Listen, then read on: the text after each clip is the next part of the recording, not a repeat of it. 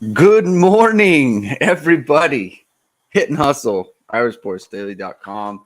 I am your host, Greg Flamong. We are here the morning after. I think we can call it a debacle. I think that's a fair way to put it. Um, Notre Dame loses to Stanford 16-14 at home. Notre Dame has lost to the two worst teams on their schedule so far. That is a very sobering thought. I don't think anyone expected. I think Levi put it right. Pain. We're feeling pain right now. We're going to go over some of the stats. A lot of them are not very good, but they're illustrative, I think. It's interesting about how I feel about it. Greg, I think I could barely sleep last night. This loss is as worse as the Marshall loss. So on the post game show yesterday, or in the instant reaction show, Jamie said it was worse, and I kind of agree with that in a way, just because they had distance between last night or the Marshall game and then last night's game, where it's like, okay, they played a bunch of good football. The offense was kind of solidified at that point. And so you felt like it was all kind of coming together, right? So you look at it from that point of view, and you think, okay, like we're the team is set up now, the offense is set, they have an identity, and they're going to keep going. The offensive line had gotten things all worked out, and you're going against a bad defense. Jamie said was worse than the North Carolina defense, and the stats bore that out. And it didn't go how we expected. Notre Dame couldn't move the ball early in the game. They kept getting themselves into third down situations, which it's I said, like, if against BYU, they're second and long, you're running the ball, and you keep getting into these third downs, which they converted. They converted those third down plays, and in this game they didn't. And they're 3 of 12 on third down against BYU, or 11 of 16, and obviously that's a huge thing, right? It's a huge part of why Notre Dame lost the game. It's why they couldn't get things going on offense, and then the defense.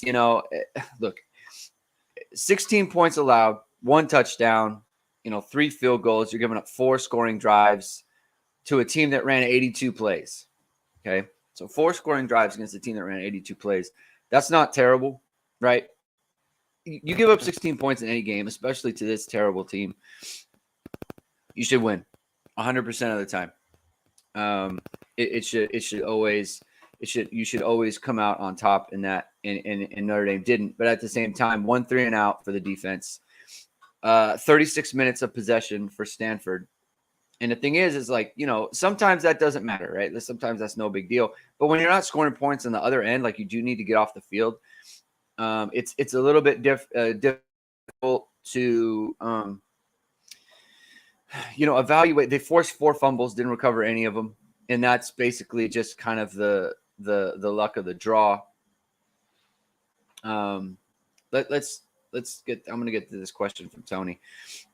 Did Freeman add too many activities to the docket for home games, and they're tired, unfocused? I don't think for the team. Maybe for himself or the coaches, I couldn't say, but I don't think the team has too much going on. You're losing to Marshall and Stanford. Like, that's just ridiculous. That should never happen, right? Stanford's 1-4. This is the first FBS team that they've beaten this year. It's the first. Marshall was the first only FBS team they've beaten. Notre Dame was the only FBS team Marshall's beaten this year. That shouldn't happen. I mean, I don't want to look at unfocused and all those other things, because look, I can't say the defense isn't focused, right? I can't say that. I don't think that we can say the defense is unfocused in these games. They're playing how they're playing.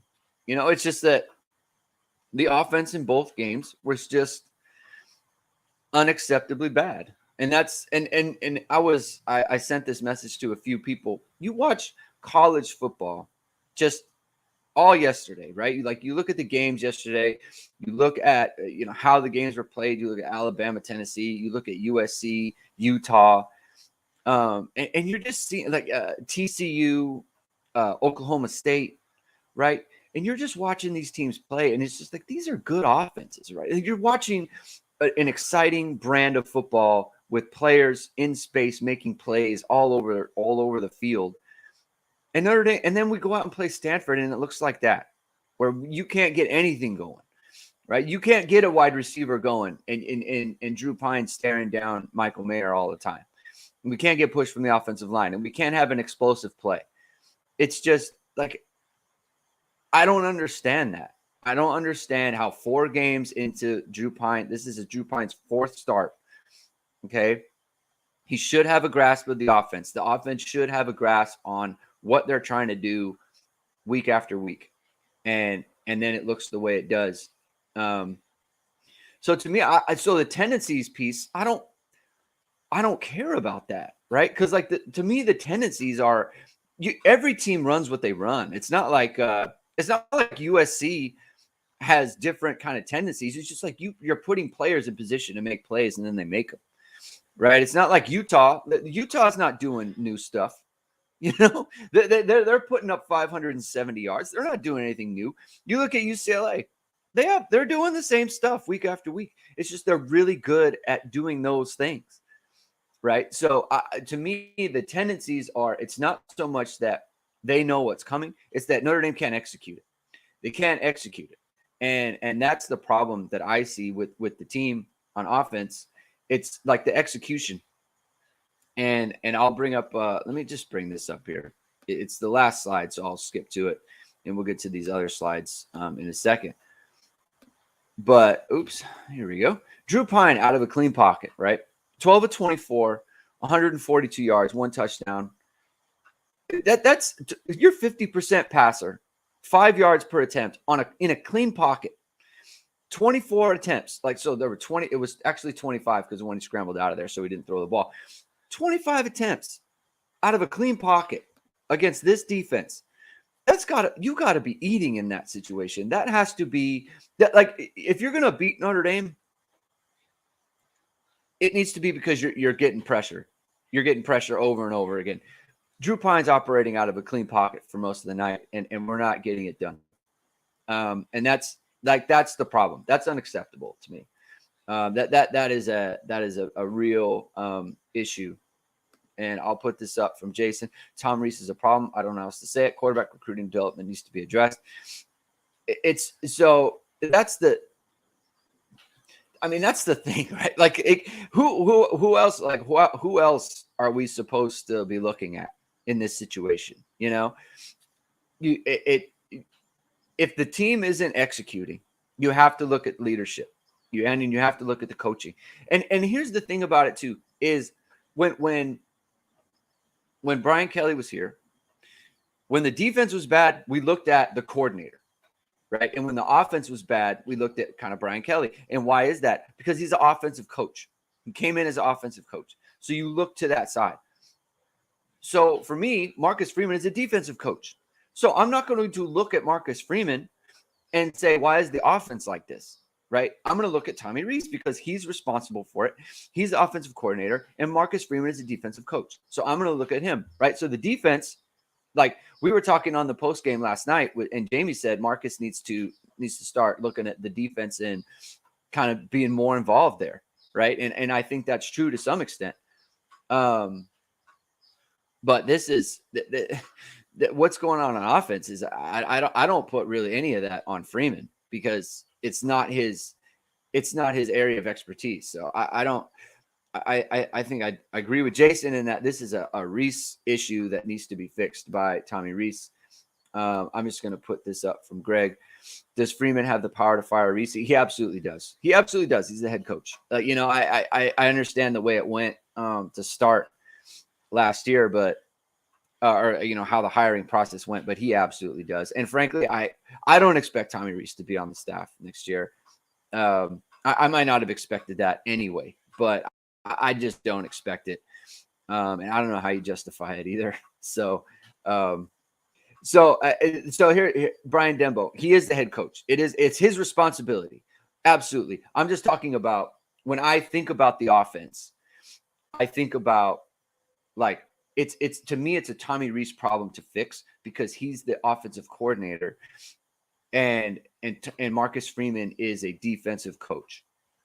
That's so for me, the baseline, like the baseline of just like whose responsibility is it just week and week? It's Marcus Freeman. He needs to get them ready to go, right? That's just the fact of it, right? He's the head coach. He's the one who is ultimately on the chopping block, so it's his responsibility. And part of that responsibility is saying like, hey, this isn't working. Like if he was to bring back Reese, now it's a little bit different, right? It's a little bit different. So you just cannot, you cannot continue to play like this. You cannot lose to the two worst teams on your schedule. Okay. This is a 5-1 football team that is playing down to 3-3. That's just true. There's no way you can beat BYU, and there's no way you can beat North Carolina, and you can't beat these two teams. Just as a fact, it's unacceptable, and it needs to change soon. So let me just is the problem Reese or the guy under center? I think first of all, it's hard for me to really go in on Pine because like he wasn't the starter and he wasn't meant to be the starter, and he came in and played better than I think any of us would have expected. So that's the part of it. And the thing about not being the starter is like the reason why you don't win the job is there's a consistency problem, right? You're not consistent in practice, right? And that's what Marcus Freeman said. Like Tyler Buckner won the job in practice, right? And obviously Drew Pine is capable. You see why the guy gets a scholarship, but then you also see why he's not winning the job outright because he's not playing well and he can scuffle and he doesn't make the best reads and he's not just as sharp as you want. And then he's not physically talented to the point where he can make up for those things. So that's the difference. So to me, it's a Tommy Rees issue. It's his job to figure out how to get them going. Like you can't continue to call the game as if Drew Pine is feeling it like he was against North Carolina BYU. Like you can't call. You got to adjust to that. Can't keep just dropping them back. You need to do more play action. We talk about play action all the time. You got 9 play action passes out of 25. Like just you got to do more. I don't know how to make you feel better, my guy. I don't know how to do that. We gotta just figure it out. Maybe by the end of this, we'll get to the point where we can start to feel better and that sort of thing. And I haven't said it yet, so please, if this is your first time listening to the show, hit the like button, hit the subscribe button, and so we can keep it going here. As always, and anyone who's here knows, like this is a full kind of throw it out there. I'll put up your comments. I'll put up your questions. This is a very fan interactive, I should say listener interactive show. All right, so let's talk about some of the these are the defensive grades for PFF. Riley Mills is a huge grade here, 91.2. I mean, it might be the biggest one of the season. Huge game for him. And you're going to notice, like we talked about the inside guys last night. We talked about Riley Mills. We talked about Justin Alamalola. We talked about Nana. I thought he had a great game. And that bears out. And then Gabe Rubio at 76.8. Those are some really good scores that they're getting from them. And obviously, that's it's subjective and we don't always agree, but it's just kind of a data point to look to. And then we will go to the offense, which is the grades are not very good. Obviously, Tobias, 10 snaps in this game. And look they did the thing we wanted. They put him in for specific purposes and they targeted him, and it ended up with a touchdown. We got to see more of that. We got to see more of that going forward. He just can't. 10 snaps is not going to work. It needs to be in the 20s. And he needs to get the ball thrown to him. They threw it to him twice. He's got separation. Should have had 2 touchdowns in this game. So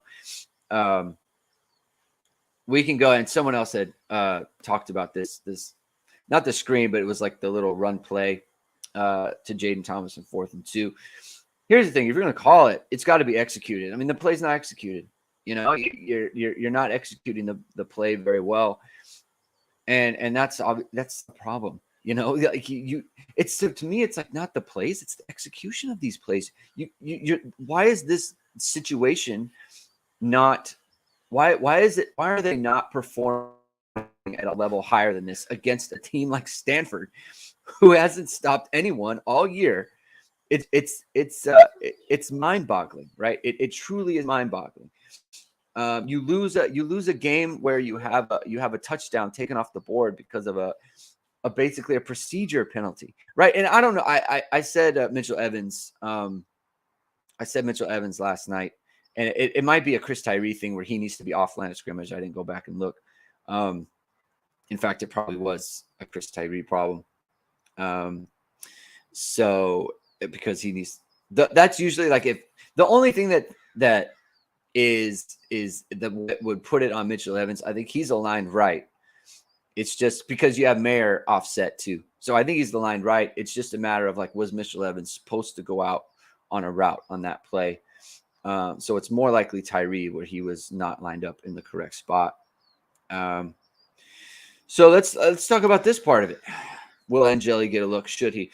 I think that he needs to be more.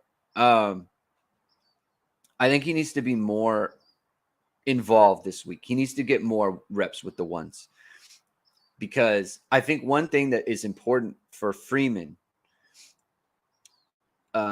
this week and going forward is like you've now lost again. Like you have now like I feel like the trajectory has changed from like we are building off of like we can throw away the Marshall game and we can throw away the Ohio State game, and what's happened since then, we're a different team, we're a different outfit, we're a different program, right? And we're building off of that. Now you lose this game, that kind of goes away. Like you are like,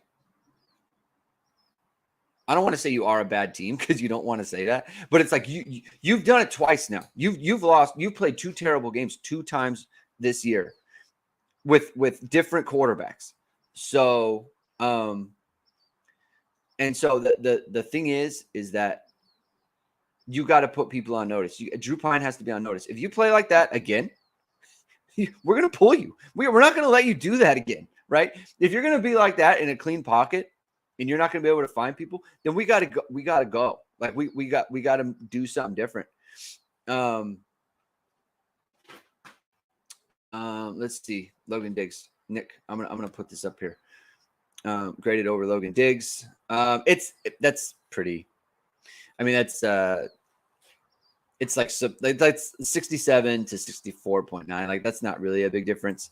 I mean, who knows why they that's why they do it like that. What is that, Brian? I don't know what is that in reference to? Let me know and I'll comment on it. Let's see. Let's look for some other comments. Tobias was eating DBs up, put on the sidelines after the touchdown. Yeah, that's a little don't love that. Don't love that. Jim, great idea to have the show Sunday AM so people can vent. Also, Notre Dame must get in a quarterback from the portal. Pine missing wide receivers. I do think thanks again. Yeah, man. Thanks for tuning in. And if you haven't before, hit the subscribe button. We do it every Sunday. Every Sunday, win or lose, doesn't matter. I'm here for the people. Give the people what they want. Let's see. Chris Warioka. I watch a lot of football in this offensive era. Every team makes a drive at the end of 2 minutes to go. Well, yes, right? Like, yeah. And you need to make a play in that point. The other team, too, though, is like you're not down 2 points to Stanford when you have 14, like it's not that. It's not the 2 minutes. It's like you have a whole game to be moving the ball on Stanford and you're not doing it, right? That's the other part of this is like you could score before the 2 minutes and then you don't have to worry about it. Yeah, I think it might have been. That's what I'm saying. I think it might have been. I think it is Tyree's fault. He needs to be off line of scrimmage. And look, you're taking points off the board. it's just not good, not a good situation. Let's look at running backs total touches. 27 touches for the running backs. They had a combined 2 receptions for 15 yards. So let's see. So it was 25 carries for, 114, which is not great. It's not awful, right? For example, let's see if I can find these the final stats. I'll put them up here because Stanford's running back. I mean, the guy had like 31 carries for 90 something yards, and it's like Notre Dame should never be losing in a situation like that. Let's just check the final stats here. All right, let's put these up. Let's put these up.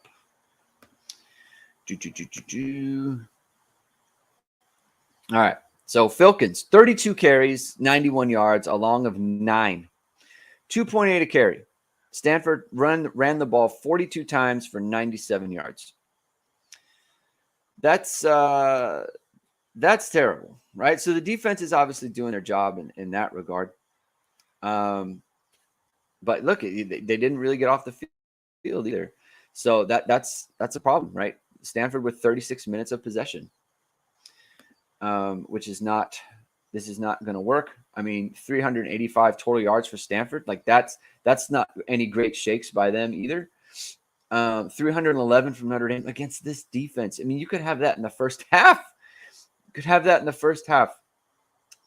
21 first downs for Stanford, 3 of 12 on third down, 7 of 16 for Stanford on third down. Notre Dame had more yards per play. Notre Dame had more yards per completion. They had more yards per carry. But you just can't overcome it. You know, you can't overcome poor play on offense, not completing passes. Yes. Yeah, that wasn't great. I mean, the thing about the fourth down play is it's kind of like a levels concept. So where you have Jaden Thomas going underneath, and then you have Lorenzo Styles coming across. I don't think Lorenzo Styles is going to be open either.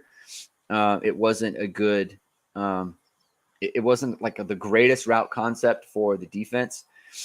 And you weren't really doing anything with Mayer either. Like I think he ran a stop route at the top, and that was short of the sticks as well. And then you had Lindsey on a go, which is basically like not a live route. It's never getting thrown.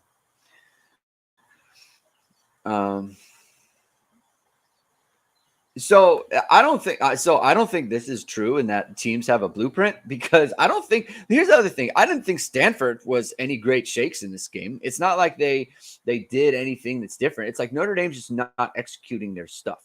They're not doing what they need to do. I mean, Pine has Styles wide open, kind of throws it short. Styles doesn't really make a play.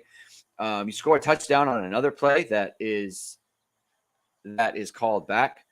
You have a 4th and 2 where Notre Dame's running a play that's just like, if you run a different one, it works out and it's fine. And you get the first down and you go on from there. Notre Dame's fumbling all over the place. That's costing them points. Notre Dame is they're forcing 4 fumbles that none of them get recovered.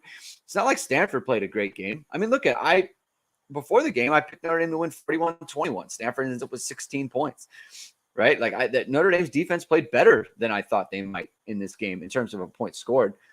Yeah, like I agree with this from Taylor. Like the blueprint is let Notre Dame be bad, and that's the blueprint, right? Double Micah Mayer, run the ball. Like I think that's the blueprint, and any team can run that. You know, any team can just let Notre Dame be a bad football team. So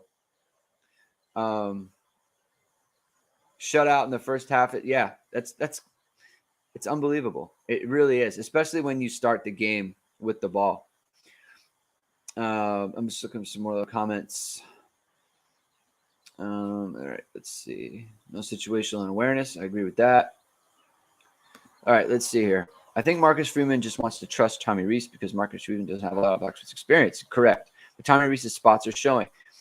Got to step in and tell Tommy Reese to I don't know what you're saying here at the end, but the Tommy Reese's spots, like I don't know where Freeman has to step in. I guess that's the thing that I don't know how that improves the situation. You want to do something that's going to make things better, right? And I don't know how Marcus Freeman inserting himself as a non-offensive coach, because here's the other part too. It was kind of glossed over because of the rest of the offseason and all those other things like recruiting. But when they asked Marcus Freeman, like, what do you want to see from the offense? And his answer is, his answer is, I want to run the offense that works, essentially. I want to run the offense that's explosive and puts a lot of points on the board. Well, that doesn't sound like someone who's going to have a bunch of great ideas when things aren't going well. You know what I mean? So I don't see where Freeman's going to come in and fix this with like, this is what I think we should do. Like, that's the problem. He's not going to be able to fix that part of it. I mean, he's kind of dead to Reese figuring it out on his own, and that's how it's just got to go. Someone put, what's even worse? What's even worse was Freeman telling the press last night in the press conference that Tommy Reese is doing an excellent job. If he really believes it, that doesn't bother me, because look, if he says the offense is bad or whatever, then he's like going in on Reese, and you're going to have like a different conversation from other people. Like, I don't think Marcus Freeman thinks that this was like a good job. Like I don't think that Marcus Freeman is feeling like, no, it's actually good. Like, Tommy Reese is doing great. I don't think that's true. I think he's just protecting the coach, and we've seen him do it a couple of times already. He's not going to throw people under the bus, and so that's just Marcus Freeman. I don't have a huge problem with it. Top quarterback, Brady Quinn. You look at the teams. That's one ingredient: outstanding quarterback play. I mean, I'll say again. Ian Book doesn't lose to Marshall and and Stanford. I mean, we know that because he didn't. But look, when you win the most games in Notre Dame history, right? You always win these games, right? A top quarterback. I mean, sure, Brady Quinn. He was good, but like, people need to remember too, like, that 05 team, they didn't really beat anybody who was any good.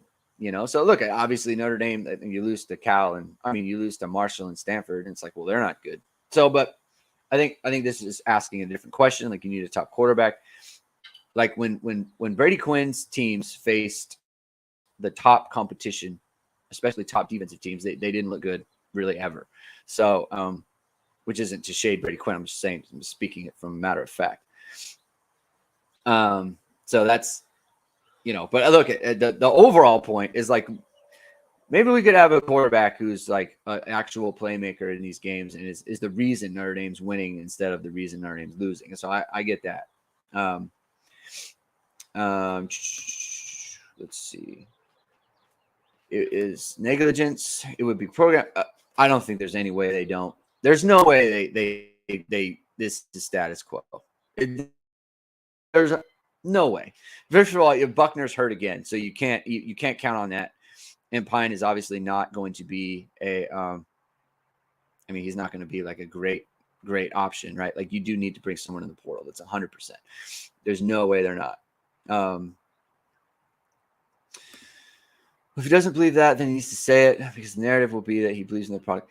No, sure. I just like Greg, do you think, just yourself, do you believe that Marcus Freeman, like, 100% believes Tommy Reese is doing a great job? Just yourself, right?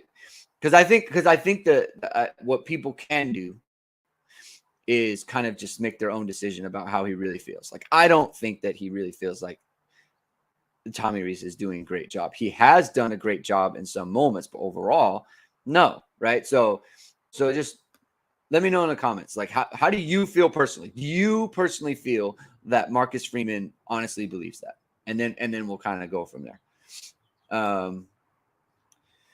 So Tennessee hires Notre Dame men.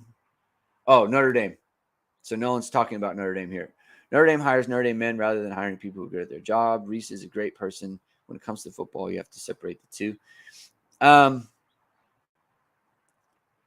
don't know. I mean, Marcus Freeman's not a Notre Dame man, right? He didn't come from Notre Dame, and he was very well regarded coming from Cincinnati. Now, obviously, that's defensive coordinator, not as a head coach. But so he's not a Notre Dame man. I think Tommy Reese, I mean, people were very excited when he elected to stay. So I think people were excited for that, and people wanted to see that. So that's part of it. Taking opponents like Marshall and Stanford, I don't think they took them lightly. That's the thing. I don't think they took them lightly. I just think for whatever reason, I mean, maybe they did. I don't know. I mean, maybe there's something to that. I guess there's no other way to spin it, I suppose. I mean, I guess that's a fair comment. You're playing bad against the two worst teams on the schedule, right? I do not want Matt Rule. That is a no. That is a no, thank you. No, he is a defensive coach, and Notre Dame already has a defensive coach. If you're going to make a change, you need to go for offense. Marcus Freeman is become a head coach now. Sure. I mean, I do think this is true. Like, nothing is off the table. I need to change I'm on the wrong internet connection. Guys, hold on. It's going to be like 1 minute. I'm going to reset the internet real quick.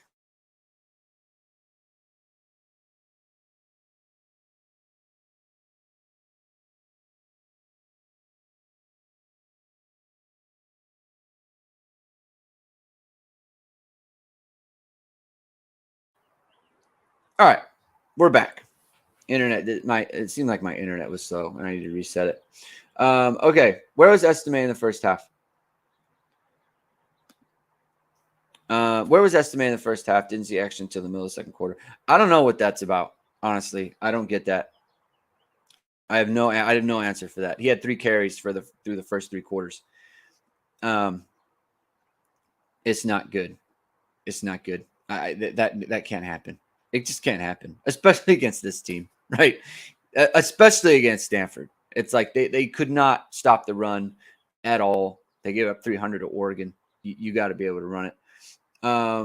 Andrew, what are the thoughts on the linebackers? I thought they were hard to watch, play so regular and bland. So I thought Bertrand played a good game. And let's put up the defensive stats here while we're talking about that. All right, Bertrand, 13 tackles, 6 solo, like a half sack. So that's a half tackle for loss. And then Xavier Watts with 7 tackles. That's really good. Good job for Xavier Watts. He had a good game. They're going to depend on him. Gabe Rubio played really well. So let's see. You have JD Bertrand and then Jack Kaiser.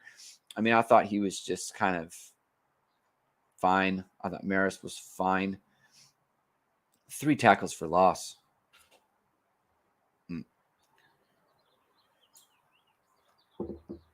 They got to get some playmaking going. I thought Nana had a good game there.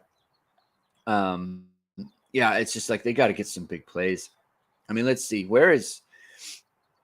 So here's the thing. Right? Linebackers. Everyone's asking for Prince Collie, right? He's played, I mean, unless I'm missing him, and I'm not. Prince Collie played 20 snaps in this game, I believe, which is the most he's played this year. He didn't record any stats in terms of tackles or anything else. I'm just going to confirm it. Because that's not great. That is not great. Like you want to come in, Prince Collie, I believe 21 snaps in the game, and is credited for 1 hurry. I believe this is that a hurry? Yes, he was credited for 1 hurry and no tackles. So look, everyone's calling for Prince Collie and everything, and so Chris Jenkins is asking about Prince Collie here. No tackles, no stats. He had 1 quarterback hurry. It's like, so it's like, you don't want, what's his name to play, and that's fine. But, you don't want JD Bertrand. Oh, man, I appreciate it. Look at this guy. Look at Tony. Thanks, Tony. Thank you. I appreciate you, man. I appreciate you doing that. It's gotta do it. Gotta do it for the people, man. So I really appreciate you putting that in there. That's good stuff. All right, I want to get back to the Prince Collie thing. So that's not good, right? You come in and this is you get the most snaps you ever gotten, and you don't make a tackle. So Chris, we talked about this. We talked about this on the post game last night. All they do is run the cross dog blitz. That's it. They don't do anything else. I mean, it's like there is no creativity there. Last year they did so many sim blitzes. You never knew who was coming. You blitz the nickel. You would blitz, Bo Bowers is swooping around and that sort of thing. They don't do any of that. There's no sim blitzes. It's just the cross dog all the time. They're not getting home, obviously, because they have no tackles for loss. And it's just not creating anything. It's just not creating anything. And so they got to get more they got to get more creative with the pressure that they're bringing. You're it's just the front four. It's just, that's it. It's just standard pass rush all the time. And people talk about, Isaiah Foskey and that sort of thing. You're not getting anything from the linebackers in terms of pressuring the quarterback. It's just not happening. And so, like, you got to do more than that, because they're not getting anything out of those guys. If they're not reading and reacting the way you want, then you got to switch it up. You have to. You can't just you can't just have them doing the same thing over and over again. You're not getting any results. Like, they need to be better there. So that's part of it. I mean, that's part of the problem with what's going on defense. They're not creating any. They're not creating any havoc. 3 tackles for loss against Stanford. Stanford 82 plays, 3 tackles for loss. How does that happen? So, let me see. Fred, when you say underlying problem with the team, the offense, or the defense, let me know in the comments. Let me know what you meant by that in terms of like underlying problem, because I can answer either kind of way. So here's the thing, Dennis. That's true, right? True statement. D is good enough. 16 points, 4 fumbles forced. Didn't recover any of them, but that's kind of a luck thing. Tighten up, but yes, the offense is just wow. So here's the defense. The defense played well enough to win the game, obviously, right? You give up 10 points, 6 points in the second half. Didn't give up a touchdown in the second half. And so there are things the defense is not doing, just generally. Okay, they ran 82 plays. Stanford had the ball for 36 minutes. The defense played well enough to win.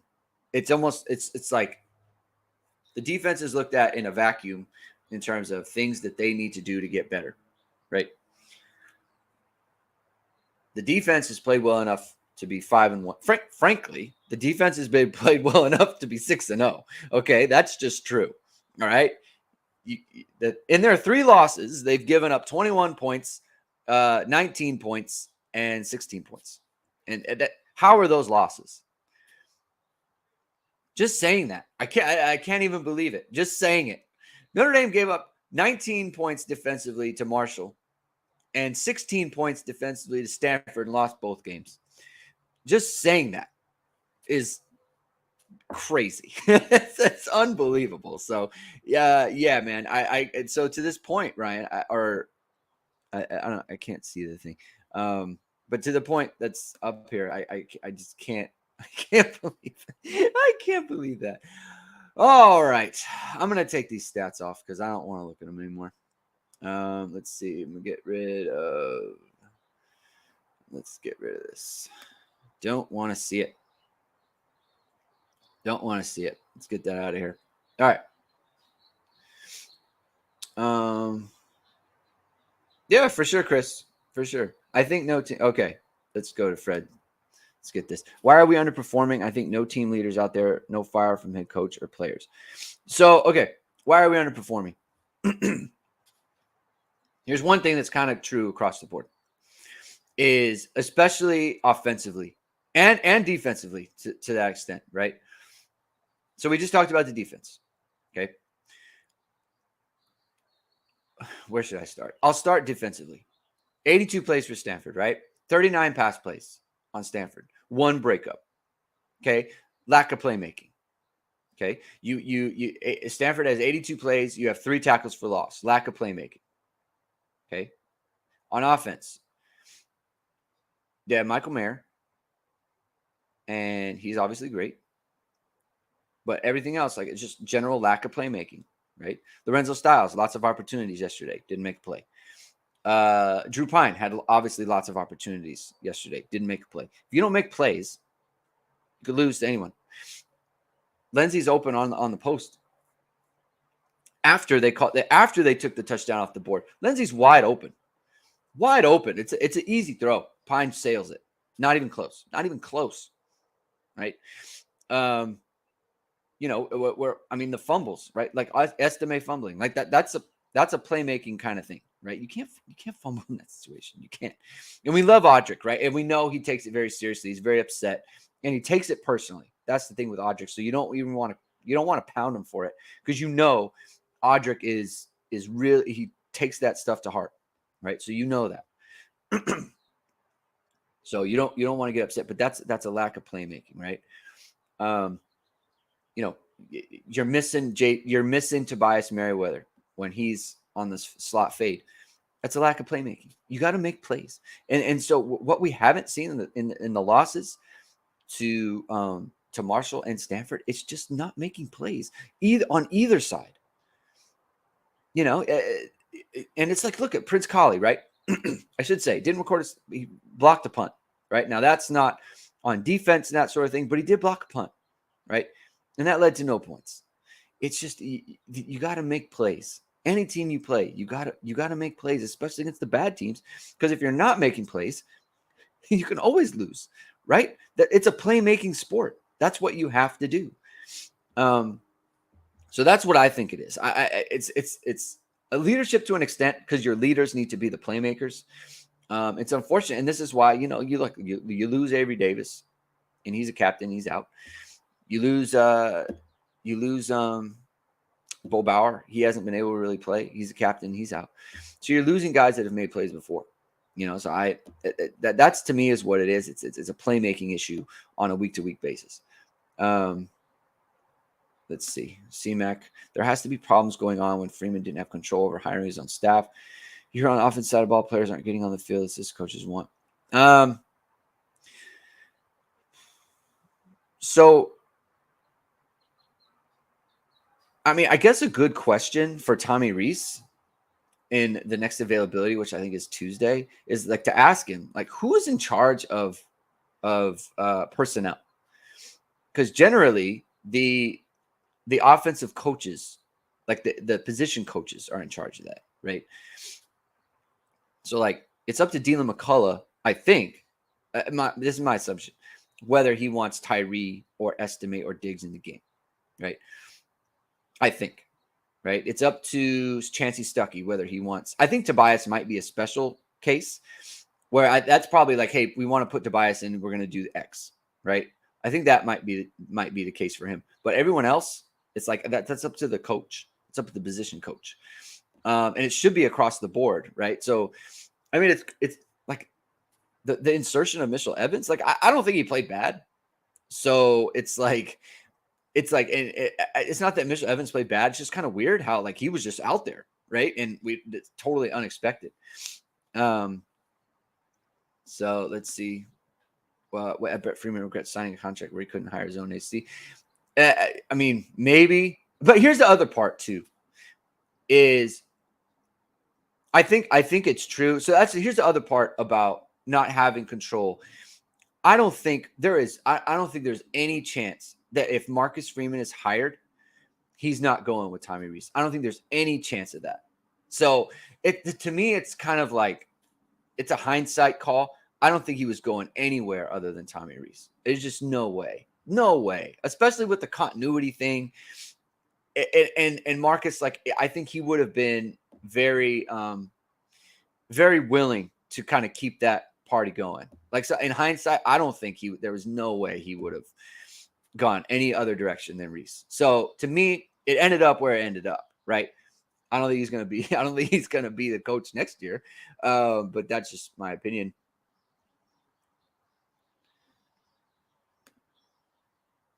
Andres, did I think he flashed? Yes. Did you? The touchdown, my guy. The touchdown, 41-yarder, looked great. And by the way, it was fantastic route. I'm gonna do that as soon as I get off here. I'm gonna draw up that route because he ran a great route, really good route by him. So I don't know what that. I don't know if that's actually true. He can hire his own head OC. If he gets rid of Reese, he's going to make the hire, right? So I don't know that that's true. I think that just comes from Reese was hired before Freeman was hired. So, Fred, I don't the sideline demeanor thing really doesn't mean anything to me. I don't have a problem with his sideline demeanor. And it's like, does he have? I mean, I'm going to get back to you, Fred. I think that could be a real possibility next year. I think that could be a real possibility. I think he has control of the team. It's to me. I don't think that it's like, the thing is, it's not like a complete collapse. You know what I mean? It isn't, especially like defensively. They were not bad. That's the thing. I can't get around I can't get behind the home game, and he's not getting them ready to go and all these other things. Because why is the defense consistent every single week? They are the same team every single week. And it's not like they're great every single week, but their deficiencies are their deficiencies. You know what I mean? The defense is always playing the same kind of way. They're not a great playmaking team. They're generally solid. They generally keep points down. And that's what it's been in every single game. The offense is the unit that has fluctuated, right? And in a way, it makes sense because you have the quarterback, right? You have a quarterback situation. And that is not supposed to be in flux. It's supposed to be the best kind of, it's supposed to be consistent, and it's not. And that's the biggest problem, right? I mean, if you really boil it down, like, the biggest problem is that they don't have a quarterback that can be consistent week to week, obviously, because Pine was not good in this game. So, let's see. Let's see some more comments. All right, let's see. Notre Dame Superfan. It's not only a playmaking sport. It's a game of strategy, momentum, belief. Big difference in momentum between getting shut out in first half and having 3 points. Notre Dame lost. Mo. Stanford believed. Sure. Right. Yeah. Like, it is about that. But, like, how do you gain momentum? You make plays, right? Like, what switched the Mo? Right? The Stanford guy forced a fumble. That switched the momentum, right? What switched the momentum for Notre Dame, right? You get the big play from Tobias, right? Notre Dame's set to go down and score and win the game. And then Estime fumbles. That's a play made by Stanford. Like, plays determine momentum for the defense, right? And so to me, that's the difference. It's like you got to make plays to determine the momentum and the belief and all those other things, right? So that's why I say it's a playmaking sport. Like, plays determine momentum, right? You got to make a play. And look, we saw it in the loss to Marshall. Just hit Braden Lenzy on the post. He's running wide open. Hit him. He's wide open right before halftime. You go up into halftime 14-9. Maybe that switches everything. A play not made, right? The common theme in both the losses to Marshall and Stanford is plays not made over and over again. They're not making plays consistently. Like, that has to change, right? That's the biggest That's the biggest the biggest issue that they have. They're not consistently making plays on offense. Make a play. Make a play, make a play, make a play. I have a feeling Hiestand isn't behind Tommy Rees. I think more traditional running and less fancy play calling. He better be, because first of all, Rees is the one who pushed for him, right? I don't think that Hiestand should have anything negative to say about anything, right? Get your guys playing better. Like Patterson was. Let's see. Let's go to the grades for Patterson and those guys, because Patterson did not have a good grade. And look at it. It's PFF, whatever. It's caveat. Jarrett Patterson, 18th out of 21 players, 54 grade. Let's see. Josh Lugg, 61 grade, which is basically just not good, like bad, right? So Jarrett Patterson, they have him as a bad game. Josh Lugg, they have as a bad game. Even Blake Fisher, like 63.8. I mean, none of these grades are actually very good for the offense. Like, they all play terrible. So, but my point is like, Hiestand should be fine with the situation, because Rees is the one who kind of pushed for him. I think last night cemented getting a transfer quarterback. Maybe new quarterback brings their guy in. I think that's true. In terms of cementing a transfer, I think that's absolutely true. That's a great point by Kevin there. I get the Heartline infatuation because of his recruiting, but I also think he's never called plays. Ryan Day is the brains. That's possible, Nick. That's not an unfair comment, and it would be very hard. I think it would be very hard to go to someone who's never called plays before. That's a recipe for. I don't want to say recipe for disaster. It's Marcus Freeman's taking a lot of risk there, taking on a lot of risk, and so that's tough. That's tough for Freeman. It's a tough decision he has. He might want to go in a different direction. But what I will say is there's a ton of good offensive football being played in college football, and you can find someone to do better than that, because that was really not good. Really, really not good. All right. Oh, wait, sorry. I'll get to this, Ed. I'll get to your Ed, and then I'm going to get to Chris first.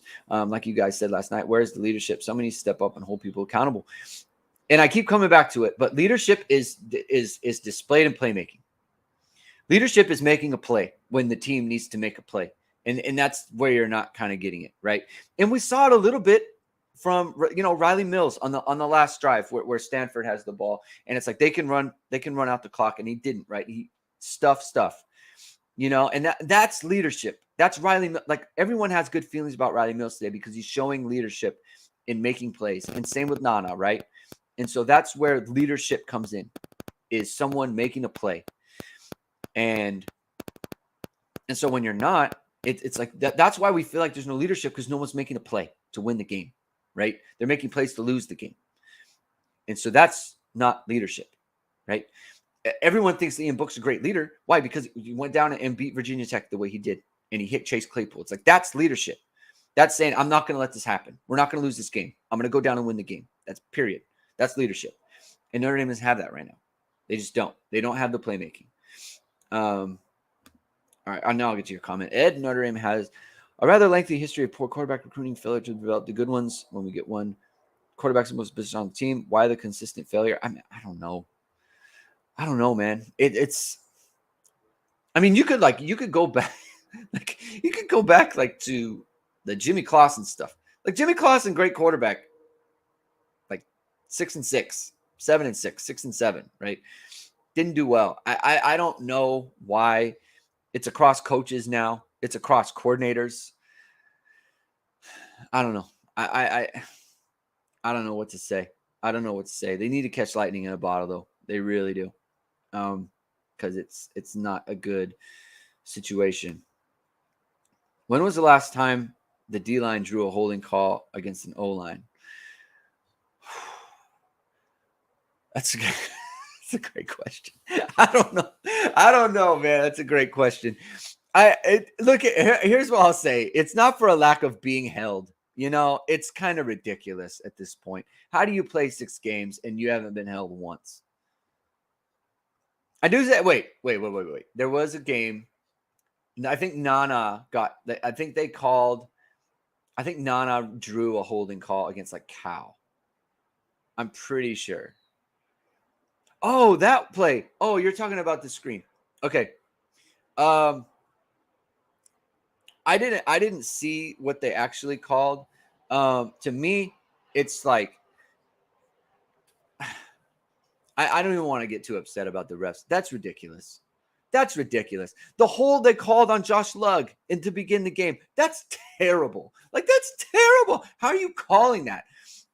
It's just it's so bad. It's so bad. And you're calling holding on like a screen pass.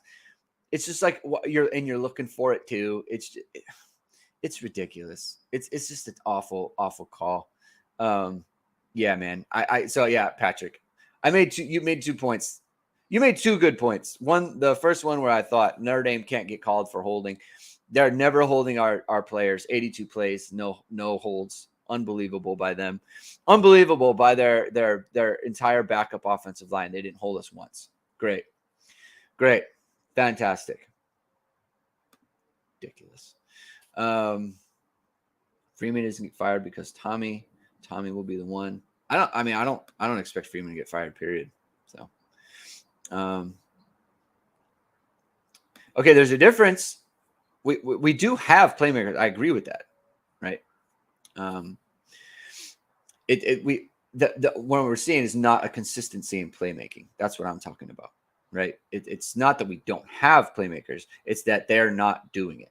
Right? They have lots of guys who can make plays. They just didn't, right? Like Lorenzo Styles, what play did he make? He didn't, right? What play did Braden Lindsey make? He didn't. What play did Chris Tyree make? He didn't. You know, and so that's the thing. It's like it's just not happening, right? I mean, Tobias, 41-yard touchdown, right? I mean, it's like, wow, Notre Dame scored, and it didn't have to be all this whole difficult thing where it's like all drawn out play. You know, you got to score from the 1-yard line or whatever. So, yeah, so that's not a good situation. Officiating was across the board yesterday. Yeah, it was, and that's pretty standard. It's pretty standard for college football now. You know, it's tough because you know you just don't want it to be in a situation like it did where it's like you know they're about to punt and you have offsetting penalties and then they convert on the next play. You know, so that's that you don't want that. Lorenzo Styles Jr. looked better last year, and we saw Jaden Thomas and Michael Mayer. Yeah, I mean he did look better last year. He didn't look good yesterday. Why didn't Diggs get more touches? Well, I believe he got. I think he got the same number as Estime. So I don't know. I mean, he got the same number as Estime. They both had 9. I think Tariq had maybe 11. It's pretty much how it's been, right? And I don't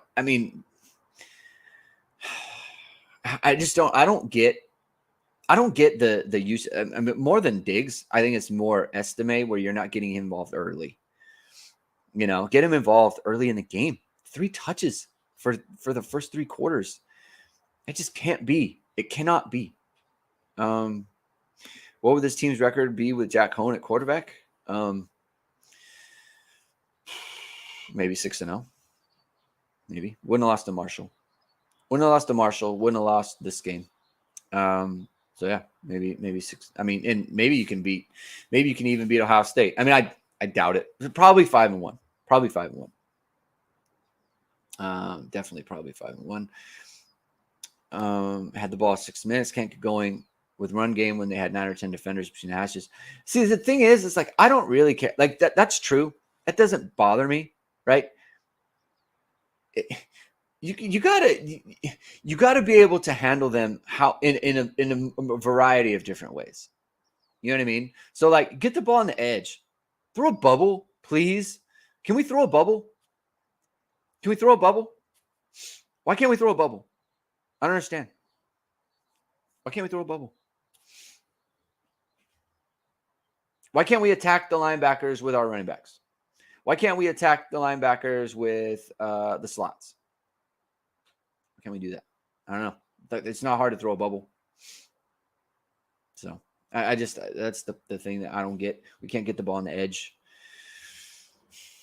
You know, it's just not good.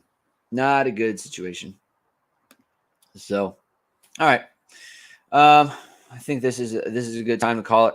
Thank you everyone for tuning in. Hit subscribe, hit the like, hit subscribe, hit the like. Do it now, right this second. Hit subscribe button, hit the like button. Thank you very much, everyone, for tuning in. Jamie and I will be around on Tuesday and Thursday to talk about this game. Tuesday, we'll talk more about the game, and we'll go into the problems and what we need to, how Notre Dame fixes it and that sort of thing. Tomorrow is Power Hour with Mike and Jamie. You're going to want to tune into that. And yeah, tough. I love the show. Thank you, man. I appreciate that, Brian. Chris, I appreciate you. Rajon, I appreciate you. Everybody.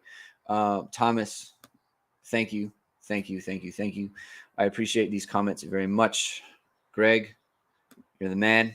You're all the man. Everyone, you guys are great. And if there are women in here, you're the woman. Okay, so I appreciate. So yeah, we'll be on Tuesday, Thursday. Check it out, man. Check it out. There's more good content. Tuesday and Thursday, 8:30 Pacific time, 11:30 Eastern time. Check us out. Listen to the show. Subscribe to the show. Like the show. Subscribe to irishsportsdaily.com. A lot of good info. A lot of good write-ups on the game. So, all right, everybody. Have a good Sunday. We will talk to you next week on Tuesday. And let's have a better one next week. All right, guys. All right. I'll talk to you.